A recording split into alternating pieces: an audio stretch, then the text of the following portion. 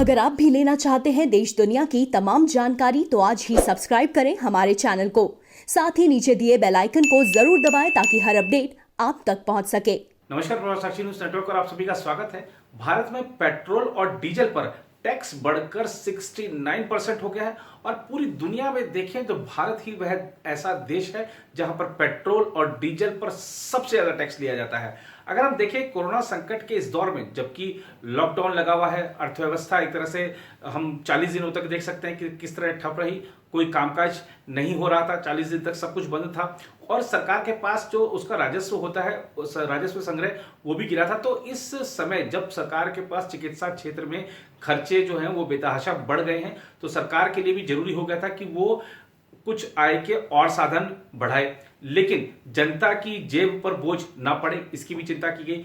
इसीलिए खासतौर पर केंद्र सरकार ने जो पेट्रोल और डीजल में वृद्धि की है, दामों में वृद्धि की है, ये दामों में वृद्धि नहीं है जैसा कि कहा जा रहा है, ये एक्साइज ड्यूटी बढ़ाई गई है और इसका पूरा भार जो है वो तेल कंपनियां वहन करेंगी। जो पेट्रोल और डीजल के वैट में बढ़ाए जा रहे हैं वो राज्य सरकारें बढ़ा रही हैं वैट।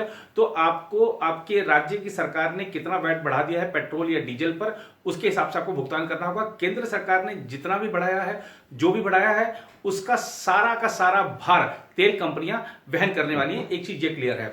अच्छा, दूसरा जो मुद्दा है कि अब क्योंकि जो रेट बढ़ाए गए हैं, एक्साइज ड्यूटी में वृद्धि की गई है, तो विपक्षी दलों ने सरकार की आलोचना कर दी है। आलोचना करिए, लेकिन आलोचना के जो शब्द हैं वो थोड़े मर्यादित होने चाहिए। अब कांग्रेस के कुछ नेताओं ने जो ट्वीट किए हैं या जो बयान जारी किए हैं, नेताओं का नाम नहीं लेंगे, लेकिन आप देखिए कि किस तरह से ट्वीट है कि केंद्र सरकार पैसा डकार रही है जनता की जेब से लेकर।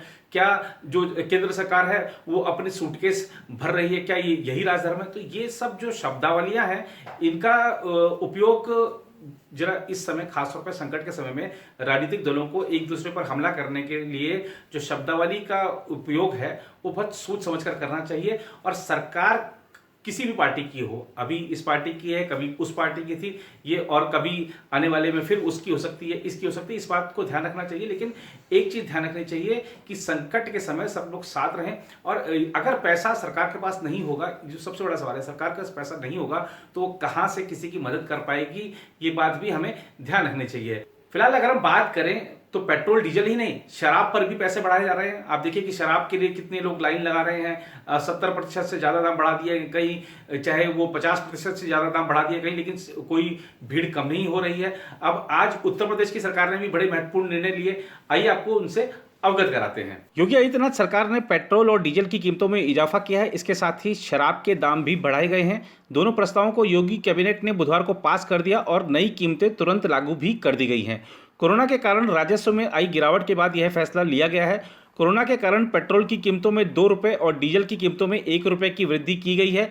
अब प्रदेश में पेट्रोल की कीमत 73 रुपया 91 पैसे प्रति लीटर कर दी गई है, जो पहले 71 रुपये 91 पैसे थी। वहीं डीजल की कीमत 63 रुपये 86 पैसे प्रति लीटर कर दी गई है, जो पहले 62 रुपये 86 पैसे प्रति लीटर थी। इसके अलावा देसी शराब की कीमत भी 5 रुपये बढ़ा दी गई है। वहीं मीडियम व प्रीमियम शराब की कीमत 20 रुपये से 400 रुपये तक बढ़ा दी गई है। इसके अलावा विदेशी शराब की 180 ml की बोतल पर 20 रुपये, 500 ml की बोतल पर 30 रुपये और 500 ml से अधिक की बोतल पर 50 रुपये तक की वृद्धि की गई है। कैबिनेट की बैठक के बाद कैबिनेट मंत्री सुरेश खन्ना ने मीडिया से बातचीत में कहा कि लॉकडाउन के कारण हमारा टैक्स कलेक्शन बहुत गिरा है, हमारी आर्थिक स्थिति इस महीने कमजोर रही है, इसे ध्यान में रखते हुए ये फैसला किया गया है। हमारे लिए संसाधन जुटाना अति आवश्यक था।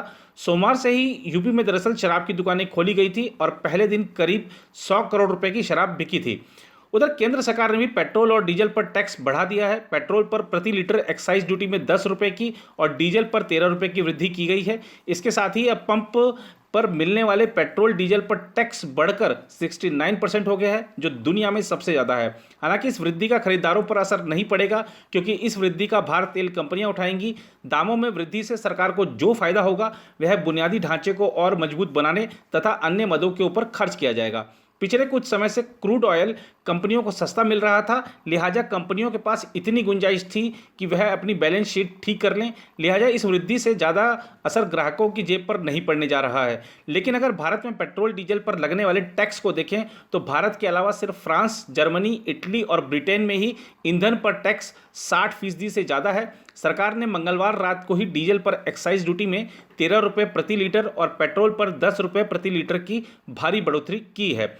मंगलवार रात एक अधिसूचना जारी कर बताया गया कि डीजल और पेट्रोल दोनों पर रोड और इंफ्रा सेस बढ़ाकर 8 रुपये प्रति लीटर कर दिया गया है। इसके अलावा डीजल पर 5 रुपये लीटर का अतिरिक्त एक्साइज और पेट्रोल पर 2 रुपये लीटर का अतिरिक्त एक्साइज टैक्स लगाया गया है। यह भारत में ईंधन पर एक दिन में टैक्स की हुई सबसे बड़ी बढ़त है।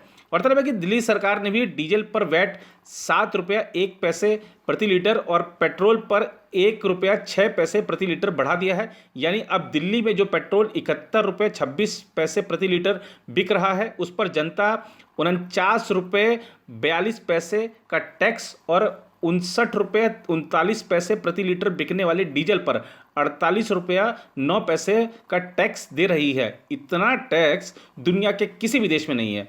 देखा जाए तो कच्चे तेल की कीमतों में भारी गिरावट के बावजूद पेट्रोल और डीजल की खुदरा कीमतों में कोई कमी नहीं आ रही है। पिछले पूरे महीने में दिल्ली में पेट्रोल की कीमत 69 रुपये 87 पैसे और डीजल की कीमत 62 रुपये 58 पैसे लीटर पर टिकी रही। कोरोना वायरस संक्रमण के चलते मांग नहीं होने के कारण पिछले माह ब्रेंट कच्चे तेल की कीमत प्रति बैरल $18.10 के निम्न स्तर पर पहुंच गई थी। यह 1999 के बाद से सबसे कम कीमत थी। हालांकि इसके बाद कीमतों में थोड़ी वृद्धि हुई और यह $28 प्रति बैरल पर पहुंच गई। तो ये थी हमारी रिपोर्ट जिसमें हमने आपको बताया कि किस तरीके से जो कच्चे तेल के दाम अभी क्या चल रहे हैं, सरकार ने, केंद्र सरकार ने कितना जो दाम बढ़ाया है, एक्साइज ड्यूटी बढ़ाई है, तो उससे क्या आपको फर्क पड़ेगा या नहीं पड़ेगा, और राज्यों में क्या हालात चल रहे हैं। ये एक हमारा प्रयास था आपके समक्ष कुछ वास्तविकताओं को प्रस्तुत करने का। फिलहाल इस रिपोर्ट पे इतना ही। बाकी देश नई खबरों के लिए बने रहे आप प्रभा साक्षी के साथ।